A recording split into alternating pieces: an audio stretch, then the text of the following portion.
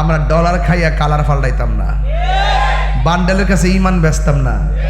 ও মাগ্গমা মাগ্গমা মাগ্গমা ওহন আর সুদের ওয়াজ করে না। ও মাগ্গ ডরে কাঁপতাছে, দৈরানি লাগেডা। আরে বেটা সুদ খাওয়া হারাম, এটা কি মোল্লার কথা না আল্লাহর কথা? তো তুমি মৌলবি ডরাও কি লেগিয়া? বুঝতে হবে ডাল মে কুছ কালা হে, ডাল মে কুছ কালা হে। এদের বিনোদন যা বুঝার ভৈরববাসী বুঝা গেছে। কথা কন ঠিক না বেটি? এখন দেখবেন আব্বা ডাকবো, আব্বা এমনি মরাইবা এমনি মরাইব, কিন্তু ভিতরে এত খারাপ। মাজার গোলা যে ভাঙছে ওই মোল্লারা কি একটা প্রতিবাদ করছে? এরাই ভাঙ্গাইছে। এরা মাঠে আসে না, এরা সাধারণ নিরীহ লোকদেরকে জিহাদের বয়ান কইরা মাথা ওয়াশ কইরা সাধারণ পাবলিকদেরকে অস্ত্রের সামনে ঠেলে দেয়। কথা বলেন ঠিক কিনা?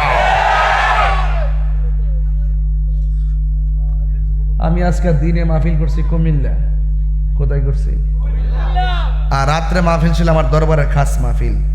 আমি কোনোদিন 1 তারিখে কোথাও যাই না, শুধুমাত্র এই 1 তারিখে কোনোরকম 10টা পর্যন্ত মাহফিলটা কইরা আমি চলে আসছি। জ্যামের কারণে দেরি হয়েছে শুধুমাত্র, নাইলে আমি টাইম মতো আসতে পারতাম।